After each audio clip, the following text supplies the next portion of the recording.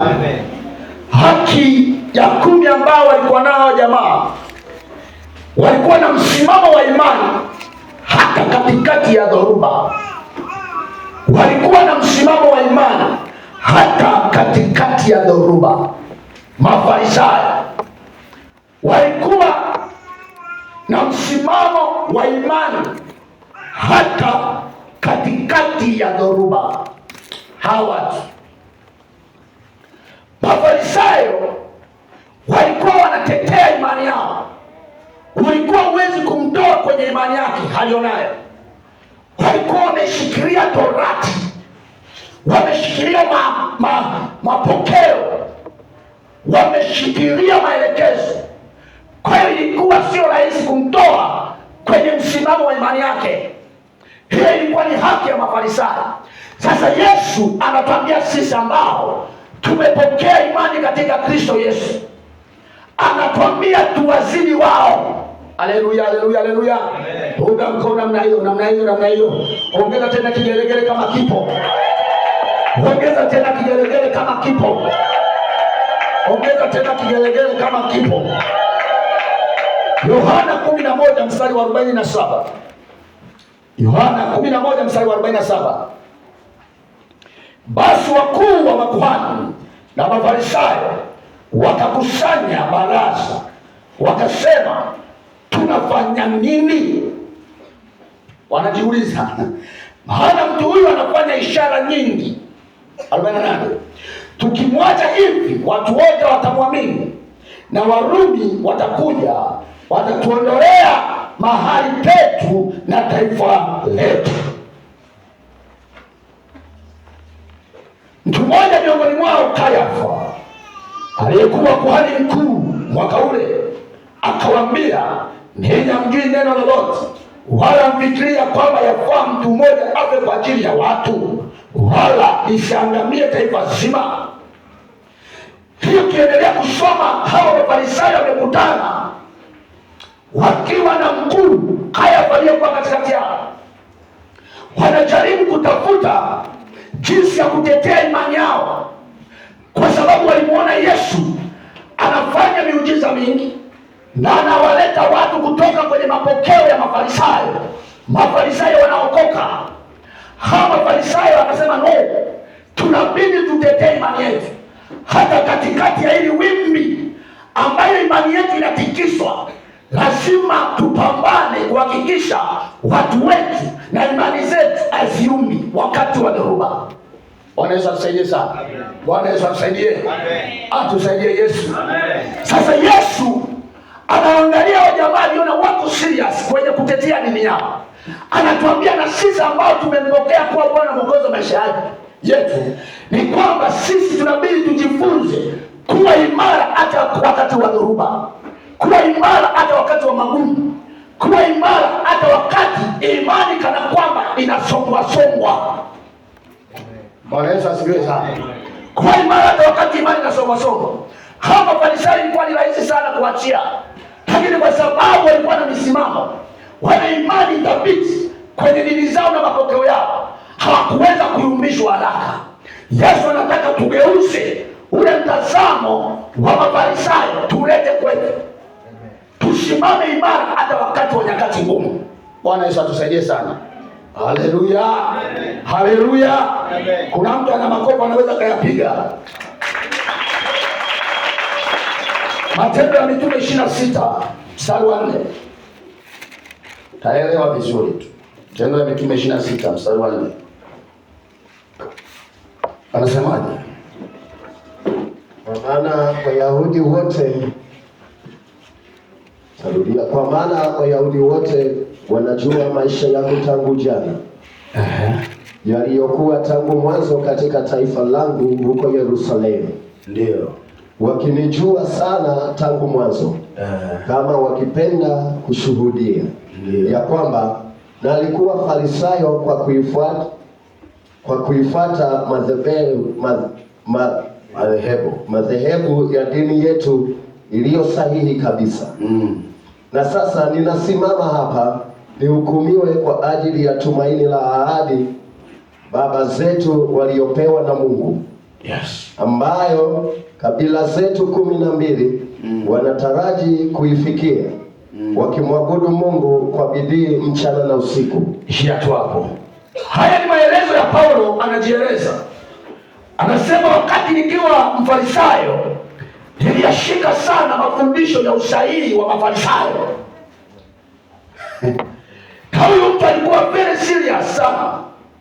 Alipambana, alikuwa akitesa kanisa, akitesa watumishi. Anafikiri anapambania imani yake. Ashukuriwe Yesu aliyemwokoa. Alipomwokoa Paulo akaja kwa Yesu. Msimamo ule ule aliyokuwa nao kule akauhamishia kwa Yesu. Alipouhamishia kwa Yesu, Paulo ndio mtu ambaye ameandika nyaraka 13. Ameandika vitabu 13 kwenye Agano Jipya. Amepigwa mapigo, ameteswa, amepitia kwenye dhoruba wala kuacha. Alipitia kwenye dhoruba akumkana Yesu. Alipitia kwenye dhoruba akuiacha imani. Kwa nini? Kwa sababu ya msimamo wake aliyokuwa nao tangu akiwa Farisayo. Aliama nao akaja nao kwa Yesu. Bwana asifiwe sana. Bwana Yesu asifiwe.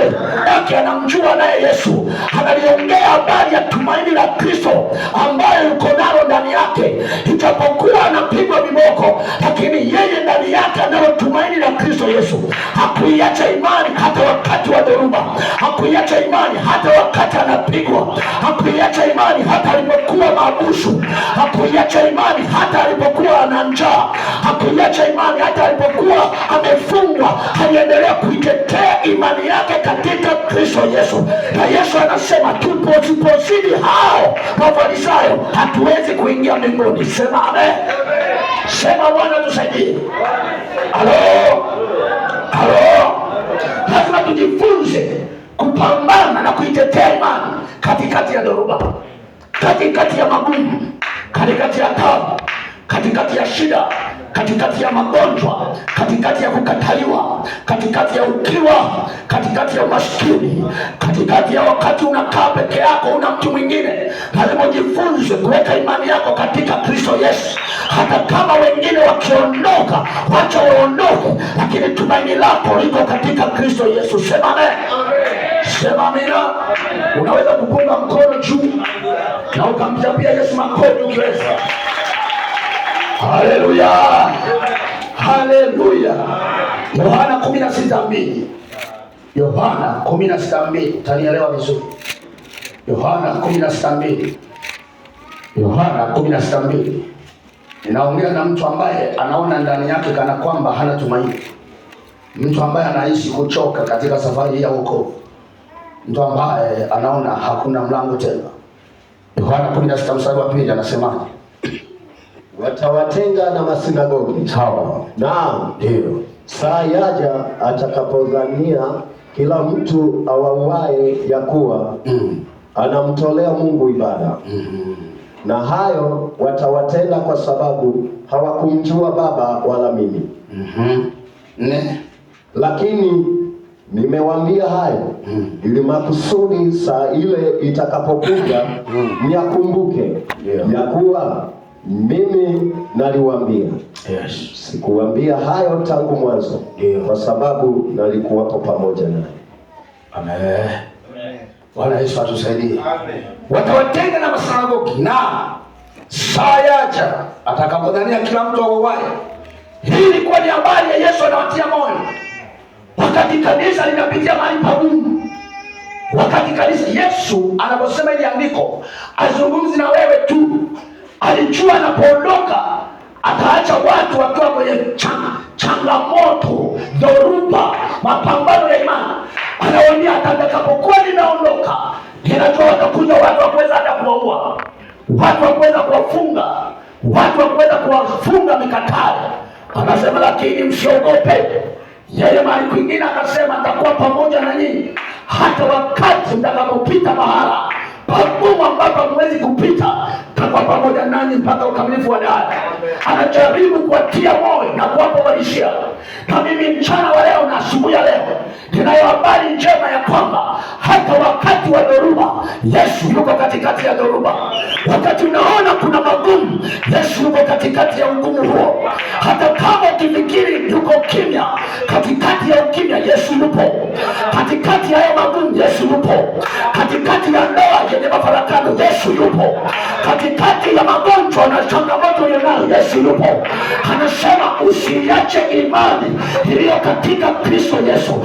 Na mimi mchana wa leo ninatamani nikwambie, haijalishi ni kitu gani kitakuja kwako, haijalishi ni tabu gani itakuja kwako, haijalishi ni magumu ya namna gani, wacha ukae peke yako, lakini usimwache Yesu.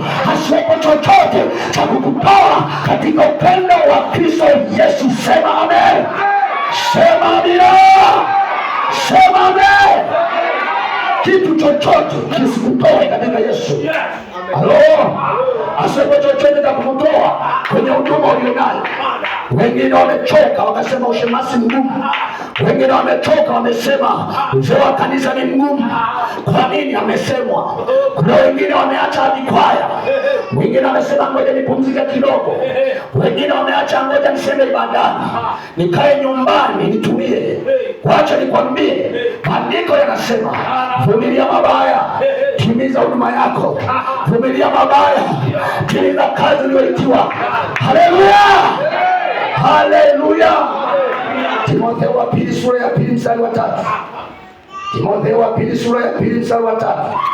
Soma, kimbia hapo tuone neno la Mungu. Timotheo wa pili sura ya pili mstari wa 3. Maandiko yanasemaje? Ushiriki tabu pamoja nami. Ushiriki tabu pamoja nami. Kama askari mwema wa Kristo Yesu. Kama askari mwema wa Kristo Yesu. Oh. Bwana Yesu asifiwe. Naomba turudie hiyo neno kulisoma. Soma. Mshiriki tabu pamoja nami. Paulo anawaambia jamani, shiriki tabu pamoja nami. Kama askari mwema wa Kristo Yesu. Kama askari mwema wa Kristo Yesu. Hey, nipungie mkono namna hii. Hapo mchapie Yesu makofi. Paulo anamwambia Timotheo, sikia, kwenye hii safari tuliyoichagua kuna changamoto, kuna dhoruba. Ngoja nikwambie mtu wa Mungu, hata kama umekuja leo, wokovu sio tambalale. Wacha waimbe waseme kwa Yesu ni tambalale. Lakini safari hii iliyoanzishwa na Yesu haijawahi kuwa tambalale. Hii safari Yesu alianza tangu anazaliwa. Wakati Yesu anazaliwa hakupata neema ya kuzaliwa mahali pazuri kama wewe. Wezekano ulizaliwa hospitalini mikononi mwa manesi, na manesi walikupangusa pampasi au matambaa wa zamani, wakakuhudumia vizuri, wakakupa huduma zote. Yesu akazaliwa kwenye hori la ng'ombe. Yesu amezaliwa, Herode anatafuta wamue, anatuma mamajusi toka mashariki, wanakuja kukagua aliyezaliwa. Kwa nini amezaliwa? Nyota inaonekana. Kumbe Yesu hajaanza leo, hata kabla hajaanza kuongea yeye ameshajulikana ni mfalme. Herode anajua huyu ni mfalme, wakatangaza wanaume wote wafe. Yesu vita yake, wokovu sio tambalale kama ambavyo wengi wamefikiria, kwa sababu mwanzilishi tangu akiwa mdogo alitafuta kuuawa. Mama yake akapata taarifa pamoja na Yusufu, akasema hatuwezi kukaa hapa, wacha tukimbie. Wakaenda kumfisha kule Misri, wamekaa kule Misri, baada anatafuta kuuawa. Kwa hiyo wokovu, hata kama umezaliwa leo kwenye wokovu, bado dhoruba itakuja. Lakini katikati ya dhoruba hatuwezi kuogopa, katikati ya dhoruba hatuwezi kukimbia. Mtu mmoja akasema, Bwana ni nguvu yangu, ni mwogope nani? Bwana ni nguvu yangu, mwanadamu atanitenda nini? Yesu akaendelea kukua. Alipofika miaka 12 anaingia sinagogi na kwenye mahekalu, anazungumza na watu wa Mungu ambao walikuwa wamepokea, Mafarisayo na waandishi wamepokea maagizo ya babu zao na Torati. Anawaambia, sikia, maagano haya mliyapokea, lakini mimi ndiye Bwana wa uzima. Hawakumtambua wala kumwelewa. Yesu akaanza kazi yake miaka 30. Alipoianza kazi yake baada ya kubatizwa Yordani, maandiko yanasema baada ya kubatizwa hakurudi nyumbani kwao kufanya kufanya sherehe, hakurudi kufanya tena sherehe ya ubatizo. Alichokifanya akapandishwa na Roho nyikani. Bado dhoruba zinaendelea, bado anaendelea kulipa gharama. Akaenda nyikani siku 40. Siku 40 amefunga, anaomba kwa ajili gani? Anaomba kwa ajili yako, ili ya kwamba ndoa yako iwe salama. Anaomba kwa ajili gani? Anaomba kwa ajili yako, ili ya kwamba biashara yako iende vizuri. Anaomba kwa ajili gani? Anaomba kwa ajili yako, ili ya kwamba watoto wako wafaulu. Anaomba kwa ajili gani? Anaomba kwa ajili yako, ili ya kwamba misimu ya nyumbani yako isikuweze. Anaomba kwa ajili gani? Anaomba kwa ajili yako, ili ya kwamba ukibeba mimba isitoke. Anaomba kwa ajili gani? Anaomba kwa ajili yako, ili ya kwamba wache kurogwa. Anaomba kwa ajili gani? Anaomba kwa ajili yako, ili ya kwamba mateso asiwepo kwako tena. Yesu akafunga na kuomba siku 40. Amejitabisha mwanaume siku 40. Siku 40 akaona njaa. Shetani akaja kumjaribu. Alipokuja kumjaribu, shetani hakumuweza. Kumbe usimwogope adui, kwa sababu hana nafasi tena. Yesu alikwisha kumshinda, alishinda tangu zamani. Ninatangaza mchana wa leo, simama imara katika Yesu Kristo. Fanya kazi, tulizia kazi yako umepewa ya Bwana. Wamama, kamata Yesu, usimwache. Mababa, kamata Yesu, usimwache. Mabinti wako wapi? Kama Esta ungekamata Yesu, usimwache yepo. Haleluya, haleluya, yes. Rabosandaya. Yesu akalipa gharama. Baada yake akatoka huko. Alipotoka huko, Yesu akaendelea na kazi. Wanainuka watu wa kumpinga, wanakataa asiendelee, lakini mwanaume Yesu anaendelea. Wakainuka Mafarisayo na waandishi, wakainuka watu Warumi wa kila namna kujaribu kumtesa Yesu. Anasonga, anaendelea. Hakuna kilichomzuia Yesu. Kama Yesu hakuzuiliwa, na wewe huwezi kuzuiliwa. Wakuwepo na Yesu ndani yako, hakuna wa kukuzuia. Maandiko yanasema Yesu akiwa upande wetu, ni nani aliye juu yetu? Ninatangaza mchana wa leo, Yesu awe upande wako. Yesu awe upande wako, awe upande wa mume wako, awe upande wa watoto wako, awe upande wa biashara yako, awe upande wa afya yako. Maadui itapojipanga, wakija kwa njia moja watawanyike kwa njia saba. Watakapokuja kwa njia moja watawanyike. Wakishindana na wewe hawatakushinda, kwa sababu Yesu ni Bwana na Mwokozi wa maisha yako. Mkamate Yesu, hawe kimbilio lako. Mkamate Yesu, hawe ngao yako. Mkamate Yesu, hawe mtetezi wako. Maandiko yanasema Yesu akaendelea. Alipofikia wakati akawa anaponya watu, akawa anafungua watu, akakutana na kina Lazaro waliokufa siku 4, baada akawafufua. Alikutana na mtu miaka 38, akamwinua kwenye lile birika. Kumbe hata wewe Yesu anaweza kutenda, hata wewe Yesu anaweza kutenda. Kama alimfufua Lazaro, maana yake biashara yako inaweza kufufuka tena, ndoa yako inaweza kufufuka tena, matumaini yako yanaweza kufufuka tena. Kama alitenda kwa Lazaro, kwako anaweza kutenda. Haleluya, haleluya. Mtu mmoja apiga kigelegele kwa Yesu. Yaosha hii iko sana. Usikie kigelegele kwa Bwana, usikie kigelegele kwa Yesu. Safari haijawahi kuwa rahisi, lakini tuna uhakika wa kufika tuendako. Tuna uhakika wa kufika tuendako. Mahali tunapokwenda kule ni pazuri. Yesu akaendelea. Siku moja, ukisoma Yohana 5, utaona mtu mmoja aliyekuwa kwenye birika la Betsaida. Hawezi miaka 38, alikuwa amekaa pale miaka 38. Maandiko yanasema walikuweko watu wengi kwenye lile birika. Biblia inasema Yesu alipokutana na yule mtu miaka 38, akamuuliza, wewe mbona ukapa? Yule mtu akaanza kujieleza, akasema, mimi sina mtu wa kuniweka birikani, wengine wana watu wa kuwasaidia. Malaika anapokuja akatibua maji, wengine wana watu wa kuweka kwenye birika. Vilema wakiwa wanajiandaa, anakuja mtu anamuweka. Yeye hakuwa na mtu, amelala kwenye godoro. Mwaka wa kwanza, mwaka wa pili, mwaka wa 38, hana mtu wa kumweka kwenye lile birika. Ila wengine walikuwa na watu wa kuwasaidia. Inawezekana ni wewe uko mahali hapa, Wengine wana watu wakimaliza shule wanapata mtaji, wakimaliza shule wanawapeleka kwenye ofisi, anashikwa mkono, anapelekwa kwa bosi, anapewa kazi kwa sababu ana mtu wa kumsemea, kwa sababu ana mtu wa kumtetea. Wengine wana watu akiugua ugonjwa anayo pesa na kumpeleka Mugando na kumpeleka Muhimbili, hataingia kwa sababu ana mtu wa kumpa fedha. Lakini mwenzangu, wewe hauna mtu wa kukupata hela na kupima malaria. Wengine wana watu wakipungukiwa mshahara au mtaji, watu wanainuka wanawapa mtaji, lakini mwenzangu hauna mtu wa kukupa mtaji.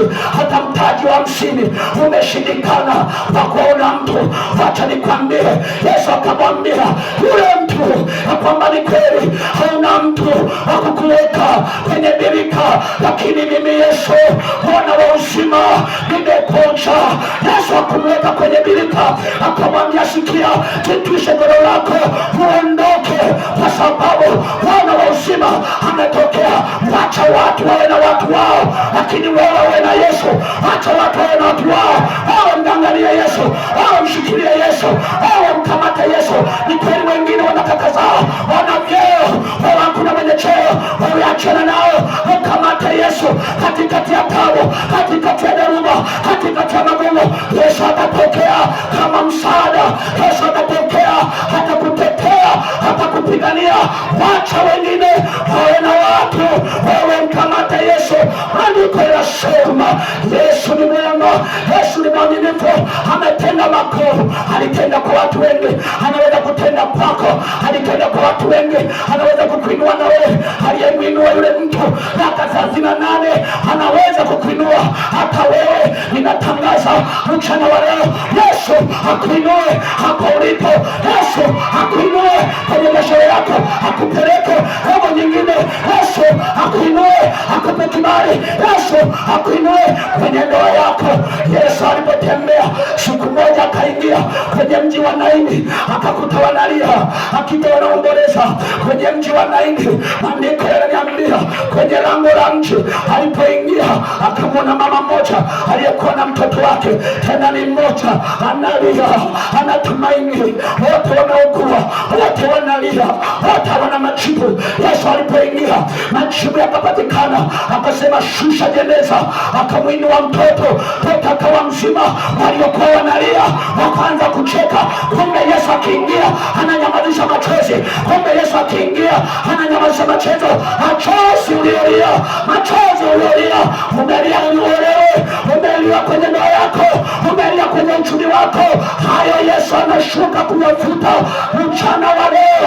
Unganganie Yesu, mkamate Yesu, wala usimwache. Sema amina, sema amina. Yesu akaitenda kazi. Kazi haijawahi kuwa nyepesi. Kwenda mbinguni sio nyepesi kama tunavyofikiri. Tunaweza tukafikiri tutaenda kwa kuimba, tunaweza tukafikiri tutaenda kwa kuhubiri. Kwenda mbinguni wale waliojikana, walioamua kufuata njia, wasioangalia waume zao, wasioangalia wake zao, wasioangalia ndugu zao, wamejikana wenyewe, wameamua kwenda mbinguni. Yesu akaendelea, wakasema huyu hatakiwi kuzidi miaka 3. Wakamkamata Yesu. Siku ile wakamkamata, wakafanya njama za kumkamata. Walipomkamata Yesu, wakamfungulia mashtaka.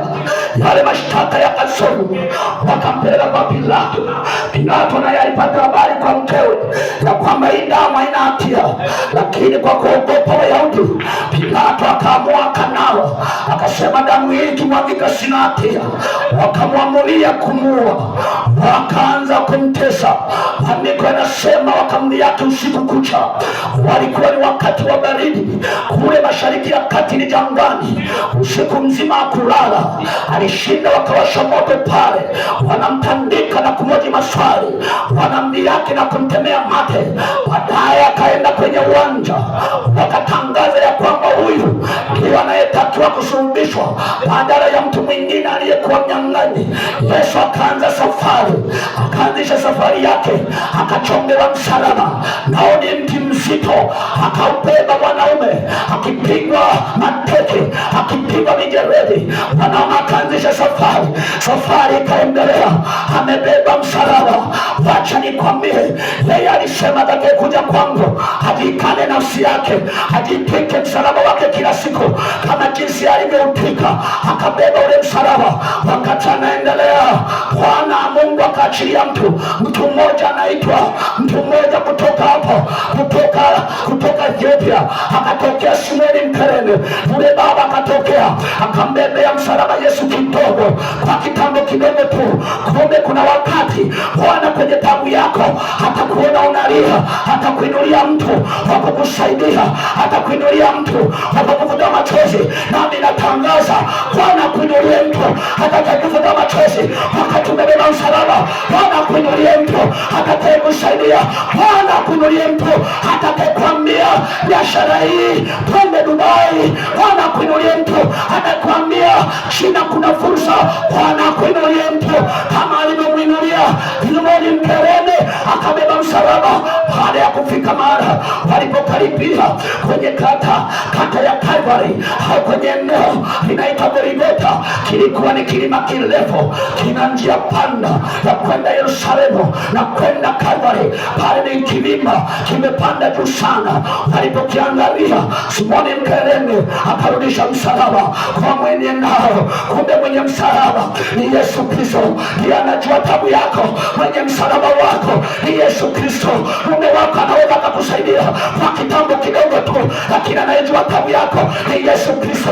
Jirani anaweza kukusaidia akafika mahali akakuchoka, lakini anayejua tabu yako ni Yesu Kristo. Ni kweli unaweza katiwa moyo ya kwamba tunakuombea, lakini wanadamu watafika mahali watachoka, wataacha kukuombea, lakini anayejua ni Yesu Kristo. Alipokiangalia kile kilima, andiko anasema akaona kiu. Wakati yuko pale, akatokea wanawake wamebeba vibuyu vya maji, wanampelekea Yesu. Wakati wanampelekea Yesu, akatokea majemadari wa jeshi, wanawake waliokuwa nao. Mwanamke mmoja anaitwa Mariamu Magdalena alikuwepo pale, ameshika kibuyu anampelekea maji. Wakati anampelekea maji, wale majeshi wakaamua, wakamzungushia fimbo ile mwanamke. Walipomzungushia ile fimbo, wakaivuta. Walipoivuta, huko mwisho alikuwepo kama nyembe, zikalalua kifua chake, zinalalua matiti yake ya yule mama. Yesu alipomtazama yule mama, akaambia, nye wanawake wa Yerusalemu, msinililie mimi, jilieni nyinyi na watoto wenu. Lakini wale mama walimpenda Yesu, wale wa mama walimpenda Bwana wao, hawakutaka waona anatabika bila kuwapo wao. Wanaume walikimbia, akina Petro walikimbia, lakini wanawake waling'ang'ania, hawawezi kumwacha Bwana wao. Nami nataka niseme mchana leo, usimwache mchungaji wako, usimwache kuhani wako kama wale wanawake ambao hawakumwacha Yesu. Tupate wapi wanawake ama wako tayari kulia na mchungaji wao, ama wako tayari kuomba na mchungaji wao, ama wako tayari kujitabisha njaa wakimwombea baba yao. Wale wanawake hawakuacha Yesu, wakaenda naye mpaka msalabani. Amewekwa msalabani, akapigwa taji la miiba likawekwa kwenye kichwa chake. Ile taji la miiba lilipowekwa kwenye kichwa chake, wakajizamisha, wakatafuta nyundo. Mtu mmoja akapanda na ngasi, akaliweka lile taji la miiba, akachukua nyundo, akapiga kwa mara ya kwanza, kwa mara ya pili, akashindilia lile taji la miiba likazama kwenye kichwa cha Yesu. Hayo yote anakupambania mama, hayo yote anakupambania baba, hayo yote anakupambania binti.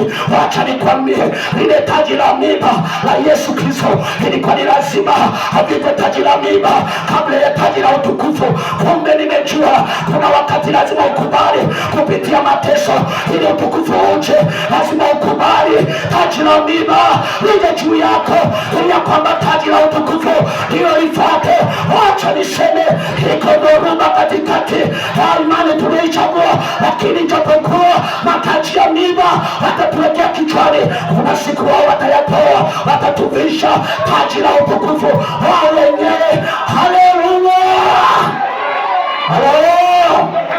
halo, halo. Punga mkono, mchapie Yesu makofi. Haleluya, punga mkono namna hii, hapo ongezea makofi Yesu, ongeza makofi Yesu.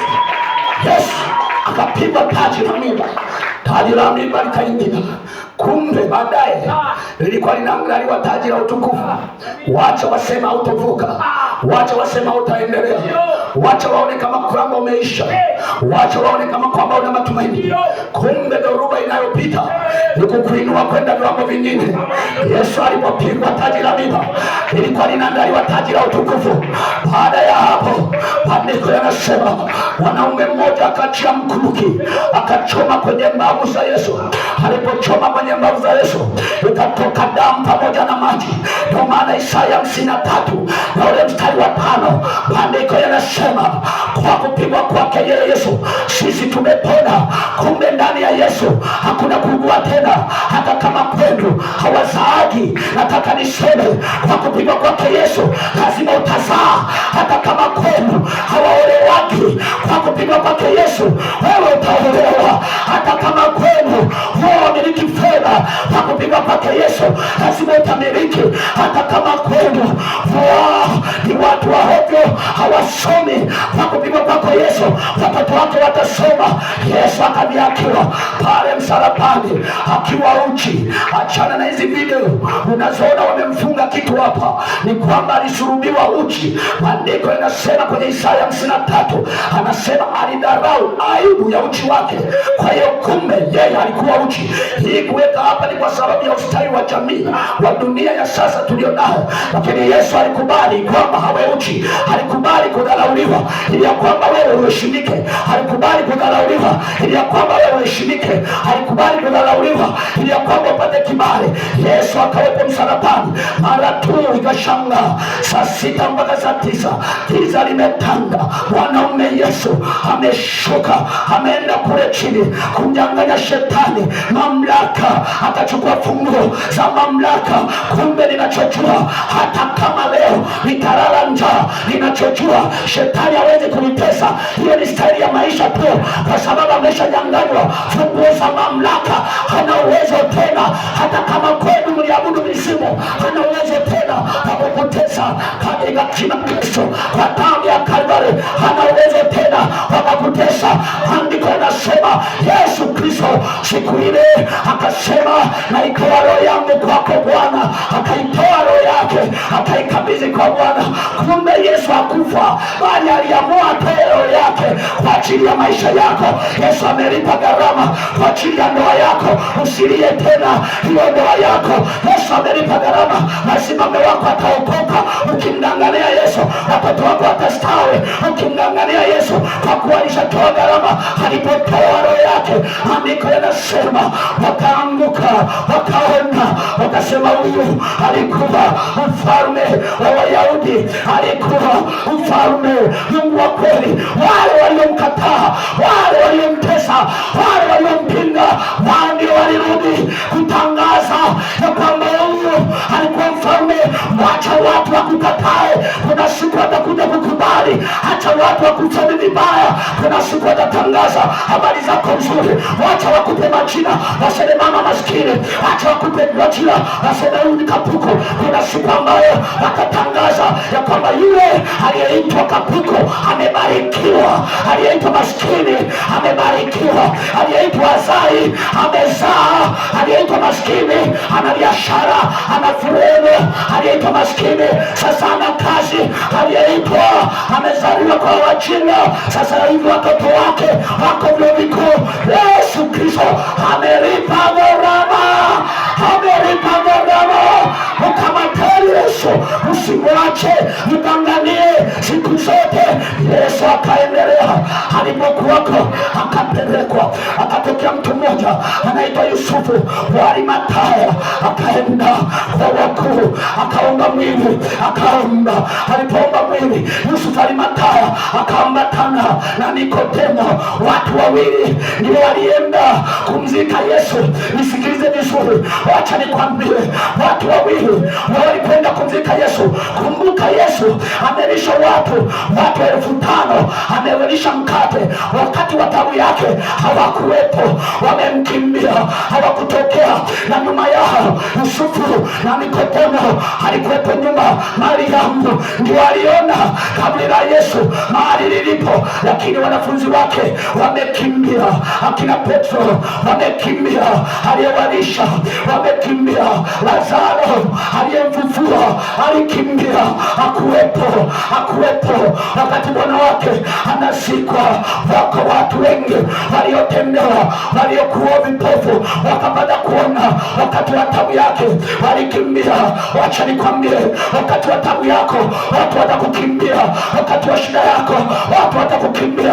Wakati umelazwa, waliowalisha, uliowapa nguo zako, uliowapanga fedha, wanaweza wasije, lakini wacha nikwambie, hata usipokuja Yesu mwenyewe atakuwepo na jeshi lake mbinguni.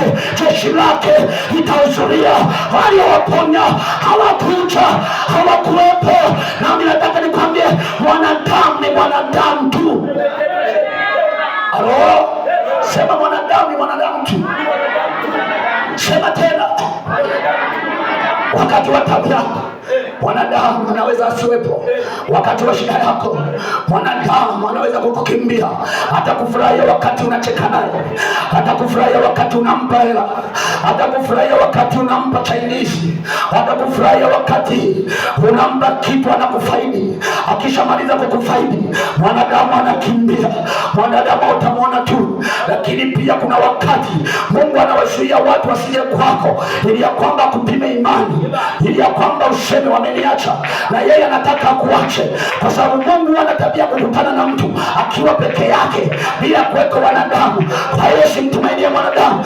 Ondoa mawazo yako kwa mwanadamu, ondoa mawazo yako kwa mwanadamu. Mungu wetu anasema amelandiwa mtegemee mwanadamu. Anataka mtumikie kwa kumtumainia yeye.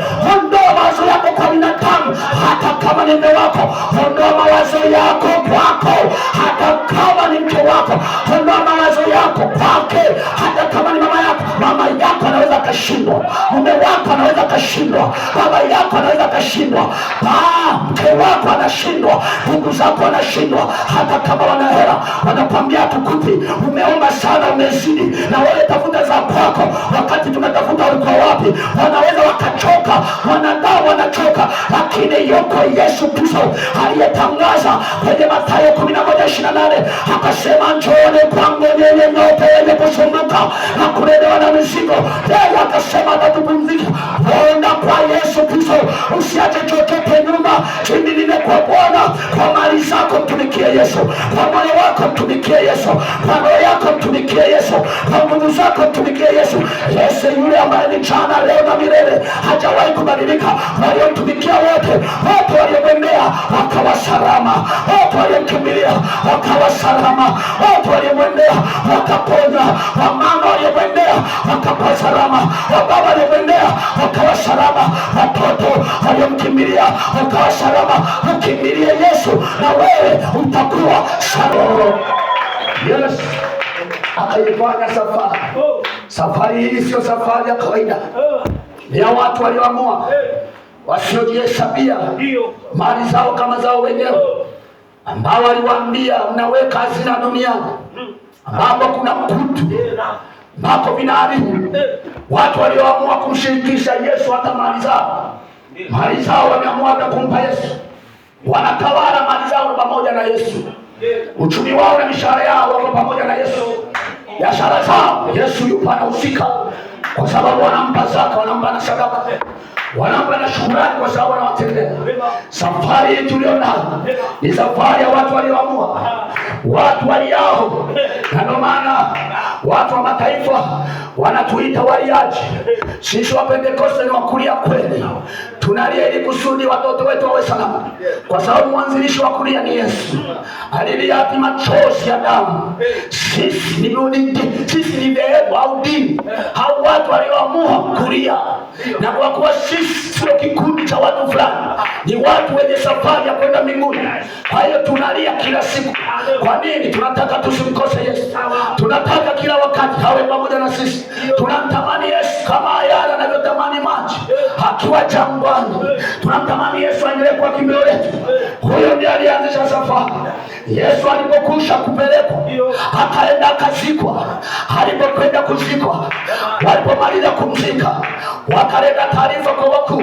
Wale wakuu wakasema, tumekumbuka yule mjanja alisema Yesu anaitwa mjanja, na ni mjanja kweli, kwa sababu ukiwa naye hata wewe unakuwa mjanja. Pepo hazikuwezi. Ukiwa naye unakuwa mjanja. Wengine wanaona uhuni ni kuvuta bangi, wewe kijana unazishinda. Kwa nini? Wewe ni mjanja. Ni wajanja tunakimbia dhambi kwa sababu tuko na Yesu Kristo. Wale makamanda wakakusanyana wakasema, tumepata habari, tumekumbuka, kwa sababu yule mjanja alisema siku ya tatu atafufuka. Wacha twende tuviringishe jiwe lenye tani za kutosha. Hawakulibeba jiwe, waliliviringisha kwa sababu lilikuwa zito sana, hakuwepo uwezo wa kulibeba. Wakaliviringisha jiwe, wakalipeleka kwenye mdomo wa kaburi. Kumbuka, Mashariki ya Kati ni jangwa, tena eneo kubwa ni miamba. Kwa hiyo makaburi yalikuwa yanachimbwa kwenye ile miamba, alafu wanakuja wanaweka jiwe. Na ndio maana Yesu alipofika kwa Lazaro wakati amezikwa kwa siku 4, akawaambia liondoe jiwe. Kwa nini? Makaburi yao walikuwa wanafunika kwa jiwe. Haleluya, haleluya, haleluya. Alipofika pale, wale watu wakazungusha lile jiwe lenye tani la kutosha, wakaliweka kwenye mdomo wa kaburi. Kwa akili zao za kibinadamu wakafikiri wamemmaliza, wakafikiri wamemshinda, wakafikiri wamemweza. Mwanaume akakaa siku ya kwanza, mwanaume akakaa siku ya pili, mwanaume akakaa siku ya tatu. Siku ya tatu ilipofika, mwanaume ambaye aliwekewa jiwe, wakashangaa jiwe limepigwa pembeni na mwanaume amefufuka. Wanafunzi wakapewa habari na Mariamu, wakaja wakaona Yesu amefufuka. Hata wale watu wa mji wakashangaa Yesu walipoweka jiwe amefufuka. Inasimulia habari za Yesu Kristo ambaye yuko hai. Inaulia habari za Yesu Kristo ambaye alikufa na kufufuka. Yeye yuko hai, akawe hai kwenye maisha yako, akawe hai kwenye kila jambo utakalolifanya. Yeye yuko hai. Kama angekuwa amekufa hakufufuka, isingeweza kuhubiri, lakini kwa sababu yuko hai, ndio maana nahubiri habari zake. Yesu, natangaza mchana wa leo, wengine wakubali wakatae, mimi natangaza ya kwamba yuko hai. Yeye yuko hai. Nimemwona akitenda, nimeona akiniepusha na mauti, nimeona akinishindia.